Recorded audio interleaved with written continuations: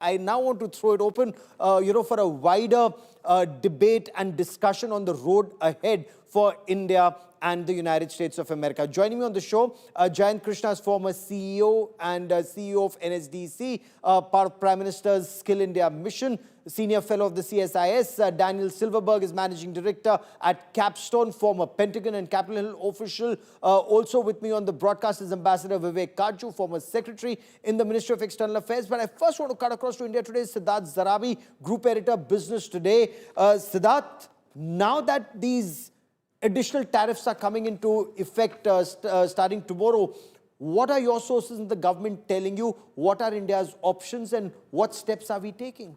Well, very clearly, I think as far as our response is concerned, the response, really the tone for it and for the direction for that was set by Prime Minister Narendra Modi in his most recent remarks that were delivered at Ahmedabad. So I think that tells us where we are going. But as far as mitigating the consequences of this tariff hit, very clearly work is underway at the highest levels to see how we can support our exporters. There are multiple options that the exporters themselves have requested the government to explore, which is a mix of measures that helps them ride out the consequences of a loss in market share as well as a loss in margins, because it will take time to explore a fresh market. And all of this, Gaurav, comes at a time, remember, when the MEA recently pointed out in its own language that the US continued to do business with various countries, including Russia. It now emerges, and that's a story that we have just put up on businesstoday.in a little while ago, that the US is in secret discussing energy deals with the Kremlin, including for ExxonMobil to take a stake in Sakhalin-1 and for the US to purchase nuclear-powered icebreakers from Russia. So if you wanted double standards, triple standards, or whatever you may want to call it, this is an example of what India is dealing with. And therefore, when the Prime Minister says, look inwards, obviously, there is no other option to look inwards, even as we explore other markets. Okay. Daniel Silverberg, American double standards, and this is something that Indians are talking about. China imports more from Russia. EU imports more than India when it comes to gas, and yet no sanctions on them. Sanctions on us as US explores more imports from Russia. How does President Trump's team explain this? Or it's their way or highway, they don't care? Well, I think that there's two potentially complementary objectives that this administration has. One, I think that they are eminently serious about trying to lower India's import of Russian oil. That needs to be taken seriously.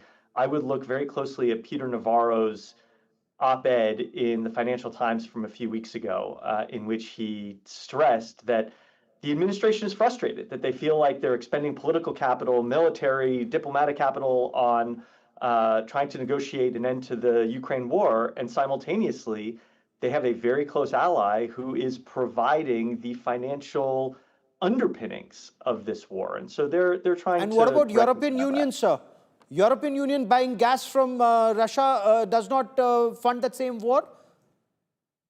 Well, I think from the administration's perspective, they are trying to view this holistically, that they're in the midst of a trade fight with the EU. They're putting pressure on Europe through a number of means. And what is happening now with India, I think from their perspective, is consistent perhaps with some of the levers of influence that they're trying to bring to bear on China with the Grand Deal and Europe. My concern as an analyst is multiple presidents have spent decades trying to strengthen the US-India relationship. And in one light, I think it is a critical objective to stop the support for Russia's aggression, and simultaneously, I think that the administration needs to proceed highly cautiously to make sure that we don't undermine this key relationship. But Ambassador Kaju, is this key relationship being undermined by the United States of America? Because it takes two to tango. If they don't want to be, if they're behaving in this manner, what are India's options? Look, I'll make a couple of points, Gaurav. My first point is I take it as a given that the world is full of double standards, triple standards, quadruple standards. It's been my experience as a diplomat that that is the reality of the world that we deal with. You mentioned the European Union and China. Of course, the American approach to China and the European Union and to India are starkly different. If it hurts our sentiments, we feel that it's unjust, as we've said it. It is, but that is the reality you have to deal with. The question is, how do you protect your interests? How do you safeguard your interests in such a situation? The Americans feel that you put pressure on India, it has little options. I think the Americans do not understand India, Indian psychology, Indian resilience, and a certain, how should I put it, a certain reaction, a certain response within the Indian mind and heart to what it perceives as injustice. It then gets its back up and it's willing to sacrifice. So that is where we stand. Will these steps hurt us? Of course they will. For all the fine words, and I think Siddharth has articulated them so well on the fine words the government has expressed, in the short term, you take a small industry like the carpet industry. The carpet industry is important, perhaps in Mirzapur, which is right next, Bhadoi, which is right next to the Prime Minister's constituency. It's the adjacent constituency. 60%, if I'm not wrong, and Siddharth can correct me, 60% of our carpets are, they're very labor-intensive industry. They are exported to the United States.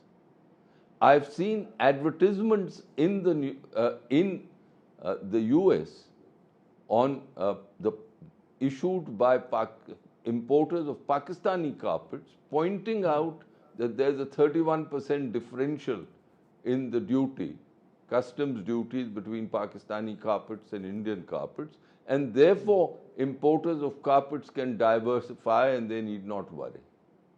So there will be a hit. And there will be a political price to pay. But India, I think the government, the Modi government, has no alternative for the short term.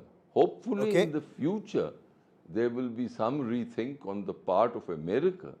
But I do think also this is a time for us to keep a cool. And my last point, and this is an important point, which I think, which is this, that in the past, we invoked American industry. We invoked the bipartisan support we had in the Congress. Parliament, in the Congress. We invoked our expatriate community. In the past, for example, if you recollect, when the Indo-US nuclear deal was being negotiated, all these levers were invoked and successfully. I think so should that happen? President Trump, for all his statements, is not, last point, is not beyond pressure. He's a businessman at the end of the day. He's a great politician, which he has shown quite clearly, but no one is beyond pressure. I do not understand why we are not invoking them in a very big way. That's a good point you make there. And Jayant Krishna, in the short term, Skill India. While we're talking about Skill India, and you heard the Prime Minister in Gujarat earlier today, are we likely to feel more pain in the near term, but will be better off in the medium and the long term, the strategy that India is adopting, or is it time to fine-tune that strategy already? See, Gaurav, very clearly, I think Prime Minister talked about, a lot of Swadeshi stuff to be bought and so on and so forth by Indians and not have too much of dependence on imports from US and other countries, right? But I think from a skills perspective, one sector which is likely to get a huge hit is what the US government has indicated, they're trying to rebuild the entire H1B visa regime, Yes. and they're going to replace it by a new wage-based system, and see, today, there's about 65,000 is the upper cap by the Congress on H1B visas, and another 20,000 numbers are allowed for people who have had their master's degree from the US. So total becomes almost 85,000. And if you look at last 1 year, almost 72% of all H1B visas have gone to Indians. So let's understand these visas are given to Indians not because US loves Indians, right? Because Indians meet very, very suitably Stringent the requirements. Yes. skills deficits, in the US, and also we meet the cost arbitrage requirement, right? So I think, and I hope President Trump consults the US industry also, right? They are all for H1B visa. They are all for green cards to be given to Indians, right?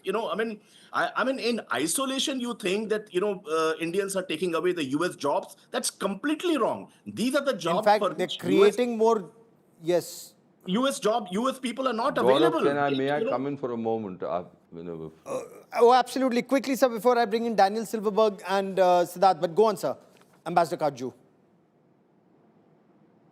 I think the Americans and the US president himself has said that they should not lose high-end jobs.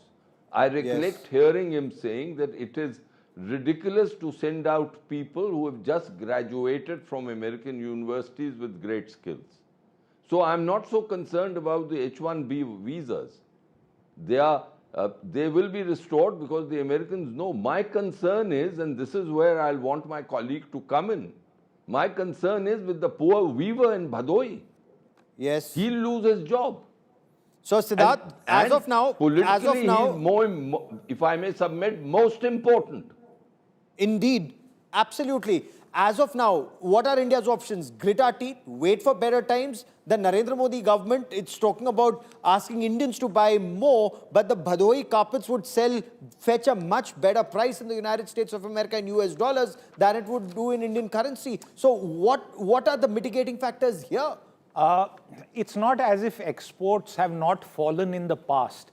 They may not have fallen on account of a similar brute force action anytime in the past, but there have been times where our exports have fallen and governments of the day have responded through measures to prop up exports. So it's a combination. One, can you provide easier and cheaper credit to those who want it at this time? Can you use some of your other export schemes to boost specific sectors? Shrimps, for example. Our largest market for textile exports is the United States. The differential with Vietnamese or Bangladesh products has gone up very significantly from tomorrow morning. So obviously there will be a crunch. Can we quickly roll out more free trade agreements which will help in the medium term, not in the short term? So Gaurav, it's going to be a combination of steps. The diplomatic, strategic, national response to US arm twisting is at one level. The business side, the economic response, the welfare measures are a separate set. And I think we should look at both equally. Okay. Now, Mr. Silverberg, is America pushing India closer towards China and Russia, strengthening BRICS instead of talking about weakening BRICS?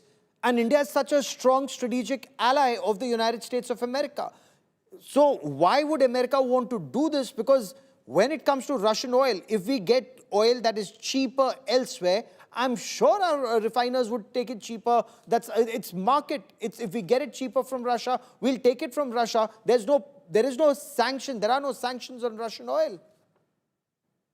I think that is a legitimate concern in the short term, Gaurav, that there's going to be a tightening of relations between Russia and India, between India and China. But look, realistically, as one of your previous guests indicated, the future for India rests in the US India alliance, not looking back in the past with Russia, not trying to find some magical solution with China.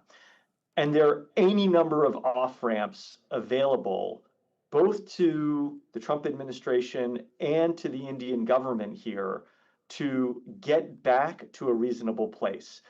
You got to separate facts and optics here when we're talking about exports. When you look at the trade agreements that have been reached so far with Japan, with the EU, and others, these are frameworks. These are not full-fledged trade agreements just yet. And as a result, that provides a degree of diplomatic flexibility. And so there's an opportunity to reach both a trade agreement with India. There's also an opportunity for some reduction on Russian oil to give the Trump administration motivation to say, hey, let's get back to the issues that we know are important to both of us and where there's a lot of cooperation. IMEC, for example, the India-Middle East corridor, that's been quiet since the Biden administration left. I am confident the Trump administration is eager to revive that initiative. Data center cooperation, it's not lost on American officials, both in the administration and Congress, that India is likely going to be the greatest market for US data center technology outside of the Western world. Huge opportunities here that I'm confident the Trump administration is not going to want to squander. But what's important to remember here is there are any number of voices in the Trump administration that are competing with each other. I'm hoping that the voices looking to put the US-India relationship back on strong footing are ultimately going to win out. I am not concerned about the voices we're hearing from Congress right now because they are parroting whatever they see the president echoing. Fair enough. An off-ramp. And that's why India has been very quiet. All the outbursts that came from the United States of America, the government has been very measured in its response, Ambassador Karju, and an off-ramp at this stage. Is it possible now? There's the UNGA. Will Prime Minister Narendra Modi go for that summit? Will there be, will the PM go for a UNGA, and will there be a summit with the US President? Will the US President come for the Quad Summit in India? We are the host this year. Many opportunities, but, who makes the first move? Look, diplomatically, if there's a will, then these matters are decided. They're decided quietly in conversations between top diplomats of both countries and the people who have the ear of the respective leaderships. To my mind, the Russian oil issue is, of course, very dramatic. It's caught everyone's attention. But that's not the real issue. Siddharth again can correct me if I'm wrong. I think at the end of the day, the real issue, Gaurav, will be if the Trump administration recognizes India's grave difficulties in opening up certain agricultural sectors and dairy. Yes. Here there are economic reasons, there are also reasons of faith. And no government in India can afford to open up those reasons. Now, the question that I ask my American friend is this, and it's a pointed question. All previous US administrations, all governments in Europe understand these Indian concerns. It's a different matter that in the long term we've got to improve our agriculture. Matters of faith, for example, if there is a suspicion that the dairy products being imported from the US, the cows which are producing the milk from which that product is made have been fed on bone meal, will create an impossible situation for any government here. And it can't. It's a no-no.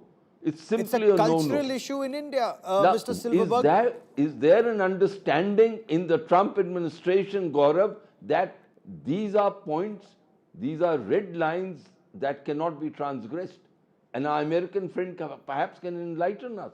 At the moment, Daniel Silverberg, do you want to quickly respond to that before I bring in Siddharth Zarabi? No, on agriculture, the food that comes, for the fodder that comes from the United States of America, if it has bone meal in it, there's no way, or that milk, if the cattle have been fed that bone meal, there is no way that milk will be sold in India. But does Trump want that red line to be violated?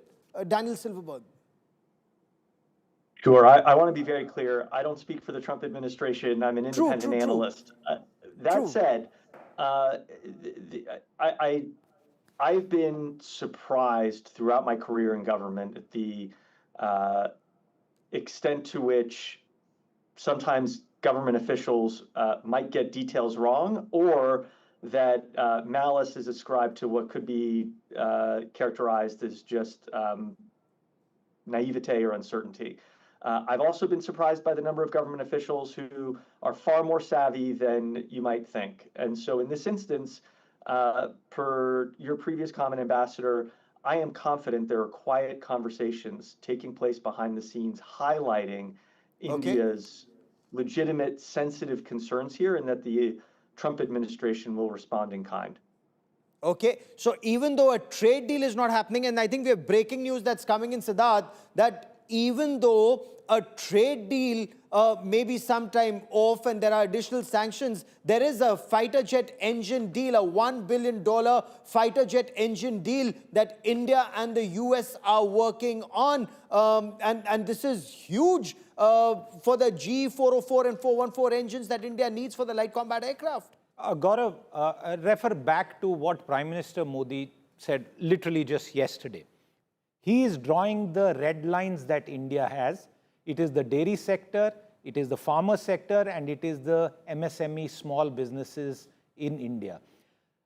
Nowhere in these 7 months have Indian officials, even in private, not offered to discuss every single issue with the United States.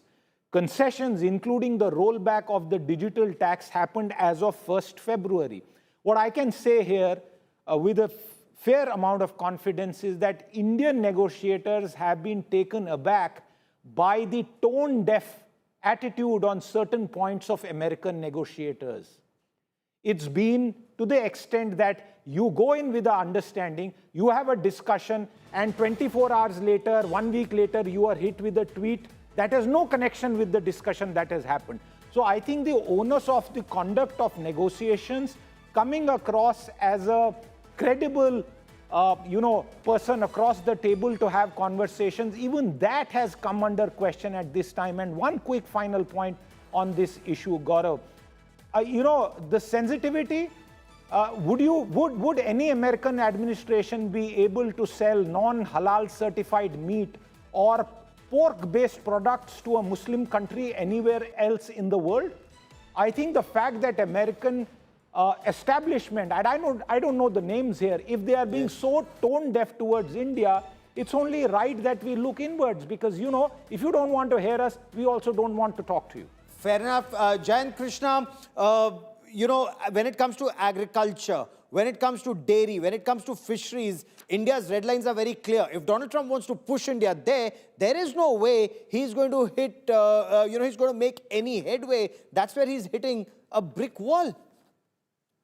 Absolutely, Gaurav. India is prepared to negotiate, every other sector, right? But surely, not farmer and the farm products and dairy products. I mean, look at we have very few large farmers in our country. Large multitude of farming community comprises of small and marginal farmers, very, very small dairy entrepreneurs, right? And they're very vulnerable sections of the society, right? They are barely able to meet both ends, right? And an onslaught by reducing the import duty very substantially on these products is going to nail their coffins, right? So that just cannot happen. That's not there on the negotiation table at all. For everything else, India has shown openness for every other product category. But for this category, the farm and fisheries and dairy products, there is no negotiation at all. We have to take care of our population and deprive people of our our large base of population that India has. There can't be any negotiation on that. That's a point well taken. That's a point well taken. That